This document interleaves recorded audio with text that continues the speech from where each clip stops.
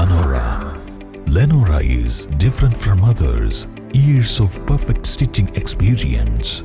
Lenora, linen, cotton cloth and stitching. Chungathara മുട്ടിക്കടവിൽ കാട്ടാനിറങ്ങി വ്യാപക കൃഷിനാശം വരുത്തി. ജനവാസ കേന്ദ്രത്തിലൂടെ നടന്നു നീങ്ങിയ ഒറ്റയാൻ ഒരു വീട്ടുമുറ്റത്ത് വലിച്ചു കെട്ടിയ പ്ലാസ്റ്റിക് ഷീറ്റും നശിപ്പിച്ചാണ് മടങ്ങിയത്. മുട്ടിക്കടവ് തറയത്ത് ജോസ് ജോർജ്, പുലിപ്ര, തുണ്ടിയിൽ ആൻസൺ എന്നിവരുടെ കൃഷിയിടത്തിലെ വാഴ, കമുങ്ങ്, തെങ്ങ് എന്നിവയാണ് കാട്ടാന നശിപ്പിച്ചത്.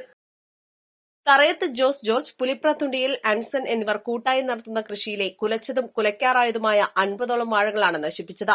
കൃഷിയിടത്തിന് ചുറ്റും സ്ഥാപിച്ച കമ്പിവേലിയും കാലും തകർത്താണ് ആന തോട്ടത്തിൽ കടന്നത്. കഴിഞ്ഞ ഒരാഴ്ചയായി മുട്ടിക്കടവ്, മുപ്പാലിപ്പൊട്ടി എന്നിവിടങ്ങളിൽ കാട്ടാന ശല്യം രൂക്ഷമാണ്. വള്ളുവശ്ശേരി വനത്തിൽ നിന്നുമാണ് കാട്ടാനകൾ പുന്നപ്പുഴ കടന്ന് ഈ ഭാഗങ്ങളിലേക്ക് എത്തുന്നത്. ചക്കക്കാലമായതിനാൽ കാട്ടാനകൾ നിത്യേന കൃഷിയിടത്തിലിറങ്ങി നാശം വിതയ്ക്കുകയാണ്. കാട്ടാനകളെ തടയാൻ വനംവകുപ്പ് അധികൃതർ നടപടി സ്വീകരിക്കുന്നില്ലെന്ന് ജോസ് ജോർജ് പറയുന്നു.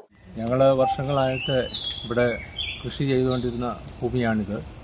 ഇവിടെ ഞങ്ങൾ എല്ലാ കൃഷികളും ചെയ്തിരുന്നാൽ കുറേ വർഷങ്ങളായിട്ട് കാട്ടുപന്നികളുടെ ഉപദ്രവമായിരുന്നു.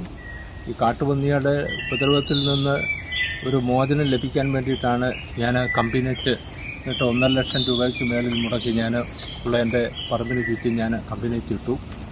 അതിനുശേഷം പന്നിശല്യം അല്പം കുറവുണ്ടായിരുന്നു.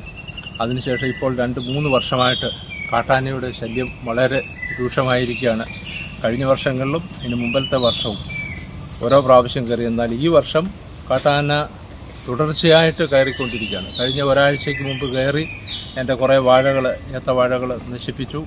ഇപ്പോൾ ഈ കഴിഞ്ഞ രാത്രിയും കയറി ഒരുപാട് നാശനഷ്ടം എനിക്ക് സംഭവിച്ചിട്ടുണ്ട്. കവുങ്ങും തയ്യ്, അതുപോലെ വാഴ, അതുപോലെ തെങ്ങും തയ്യ്, ഇങ്ങനെ ഒരുപാട് നാശനഷ്ടങ്ങൾ സംഭവിച്ചു. ഇപ്പോൾ ഇവിടെ ജീവിക്കാൻ വയ്യാത്ത ഒരവസ്ഥയിലേക്ക് വന്നിരിക്കുകയാണ്. അപ്പോൾ അതുകൊണ്ട് എനിക്ക് പറയാനായിട്ടുള്ളത്, ഈ പ്രദേശത്തെ ആൾക്കാർ ഒത്തുകൂടി നമുക്കിതിന് എതിരായിട്ട് എന്തെങ്കിലും ഒരു നിയമ നടപടികളോ അല്ലെങ്കിൽ നമുക്ക് ഫോറസ്റ്റ് ഡിപ്പാർട്ട്മെൻറ്റിന് ഒരു പരാതി കൊടുത്ത് എന്തെങ്കിലും കാര്യങ്ങൾ നമുക്ക് ചെയ്യാൻ പറ്റുമെങ്കിൽ നമുക്ക് സാധിക്കണം.